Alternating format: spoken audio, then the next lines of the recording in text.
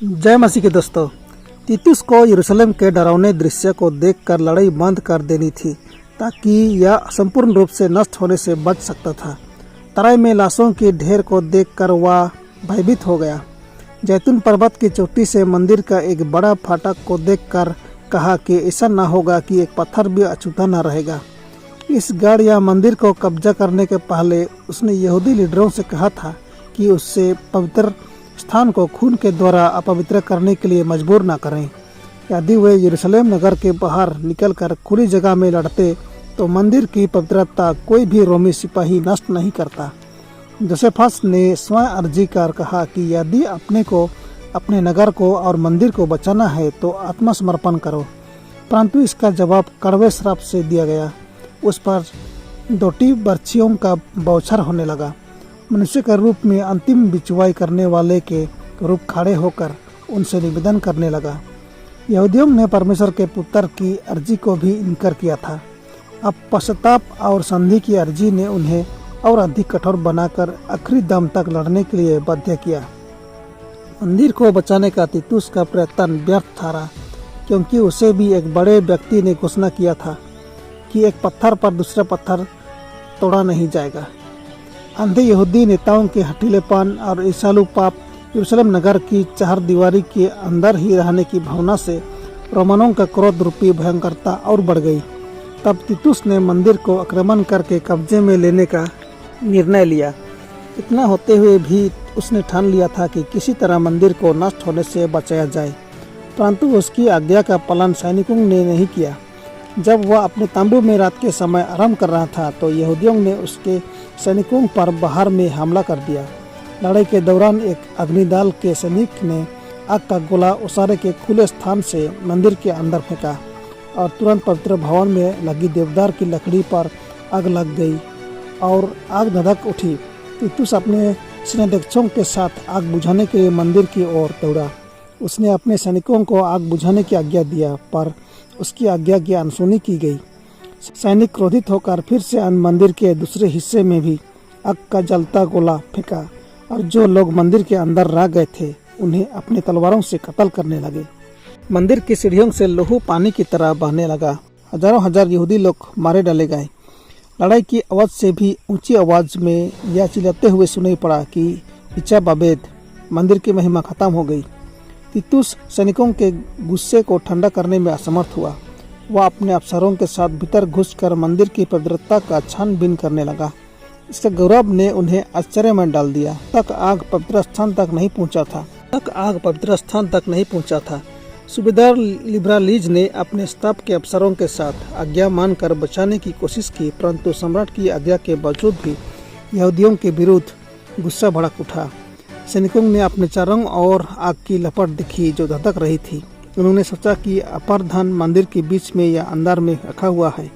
एक सैनिक ने अनजाने ही एक आग का गोला दरवाजे के छेद से अंदर फेंक दिया और तुरंत उस पर आग लग गई। वहां का उड़ता हुआ टेढ़ा मेढ़ा धुआं अफसरों को मंदिर के अंदर से भागने के लिए बाध्य कर दिया और मंदिर जलकर राख हो गया। रोमनों के लिए तो यह एक आश्चर्यजनक दृश्य था। यहूदियों के लिए क्या था? पर्वत की सारी ऊंची चोटियां जो नगर सरकी थी ज्वालामुखी की तरह जलने लगी। एक के बाद एक मकान बड़ी आवाज से गिरने लगे और आग की ज्वाला में समा गई। का मठ आग और धुआं का खंभा सा बन गया। आसपास की पहाड़ियां उज्जवल हो गई। ऊपर शहर की दीवारों में लोगों की भीड़ जमी हुई थी।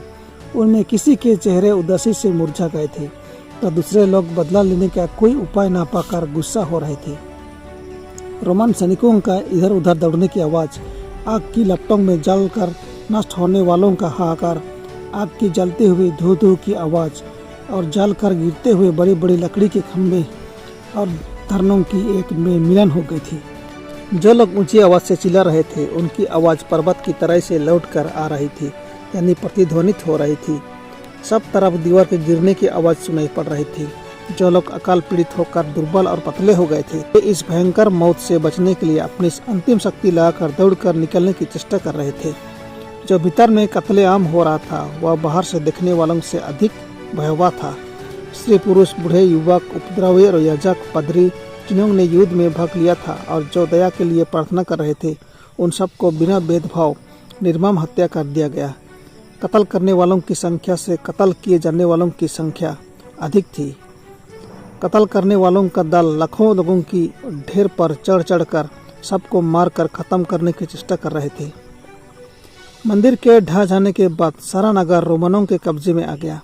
यहूदियों के नेताओं ने अभेदगढ़ यरूशलेम नगर को त्याग दिया। सेनापति तीतुस ने नगर को उजड़ा हुआ तथा निर्जन अवस्था में पाया। उसने आश्चर्य से उस पर दृष्टि डाली और मन में कहा कि ईश्वर ने ही उसे उसके अधीन कर दिया है, क्योंकि कोई ऐसी शक्ति नहीं थी जो इस महान दुर्ग जैसे नगर को जीत सकता था। मंदिर नगर दोनों की नींव खड़ी हो गई थी और जिस जगह पर पवित्र नगर बसा था उसे जोत कर खेत जैसा बना दिया गया। यिर्मयाह 29:18।